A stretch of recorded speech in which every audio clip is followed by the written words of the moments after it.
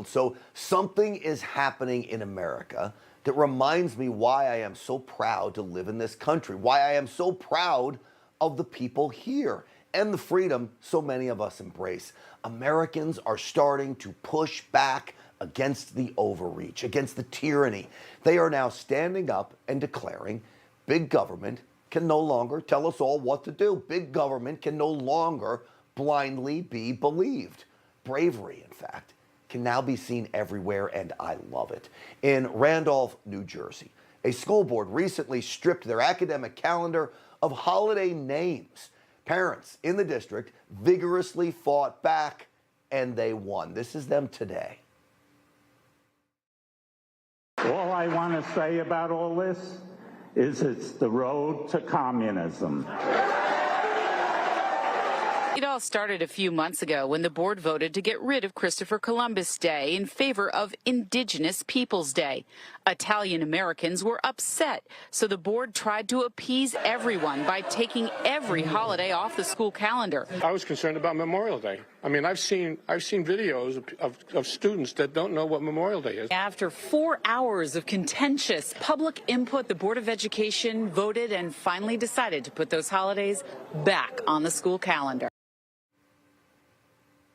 All right, that's all good news. It's exactly why people need to speak up. You can fight and you can win. We are witnessing it firsthand. NFL player Cole Beasley of the Buffalo Bills told his NFL overlords he's not getting the vaccine, even after learning unvaccinated players will have to wear a mask at all times, according to NFL rules. They can't leave the hotel when they're on the road. They have to get tested every day. Can't use the steam room or the weight room when it's crowded. All of this is ridiculous. So Beasley tweeted this, quote, "I will be outside doing what I do. I will be out in public. If you're scared of me, then steer clear or get vaccinated. I may die of COVID, but I'd rather die actually living. I'll play for free this year to live life how I've lived it from day one. If I'm forced into retirement, so be it." Well, a few other NFL players are backing Beasley up.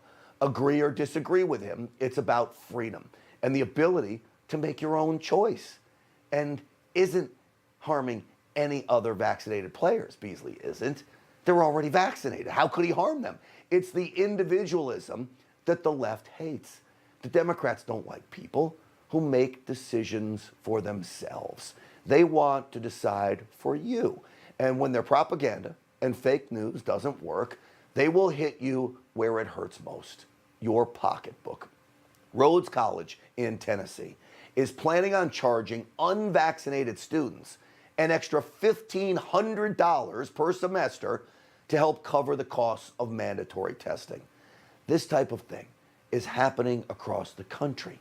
It is stunning, really. Remember, the vaccines are being distributed under the FDA's emergency use guideline.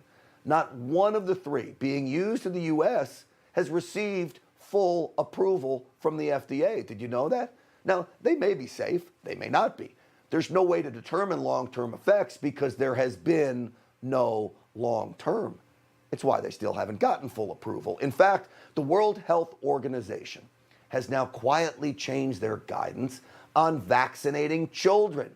I have not seen one news outlet mention this very important news that came out today. The WHO posted on its website that, quote, "Children should not be vaccinated for the moment. There is not yet enough evidence." Of course there's not enough evidence. This is what I've been telling you weeks before the WHO comes out with this report. But that didn't stop Democrat control freaks from fear-mongering every parent in the country to having their children vaccinated when children aren't even coming down with this disease. And yet, schools and businesses are still mandating you get the jab. Choice is fine. Mandates are not. You see, the left demands compliance. For those of us on the right in a free country like the United States, compliance doesn't always come easy. The White House has now admitted they will not reach their July 4th goal of vaccinating 70% of American adults. Listen to Press Secretary Jen Psaki today. That is a small, relatively small demographic of the country, but one where there needs to be continued work, and we're going to use every tool at our disposal to push for that. Yeah, they are. They're not pushing for public safety, though.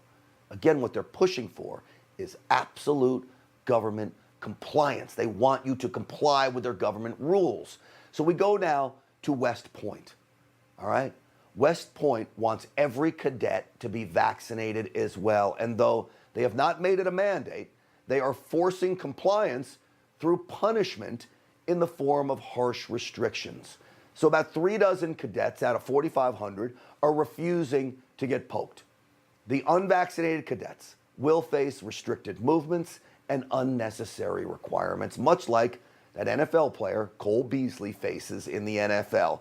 But like proud Americans who embrace liberty, the 36 cadets are not backing down, sticking to their beliefs, all right? They are a tribute to this nation. We need bold leaders. Heck, they're in West Point, for crying out loud. Those are bold leaders. We need people unafraid to stand up to authority, leaders willing to stand firm in what they believe in. As I watch so many Americans take up the torch of freedom, I am left with a renewed sense of hope for America. That America will be okay. Are we going through tough times? You better believe it. But we'll be okay, as long as there are enough of us out there to fight for what is right. Hey, I'm Rob Finnerty. Thanks for watching. If you enjoyed this video, please join the conversation in the comments below. Don't forget to subscribe, too. Hit the bell icon to be alerted to breaking news. And remember, there's a whole lot more on Newsmax TV, America's fastest growing cable news network. Newsmax TV, we're real news for real people.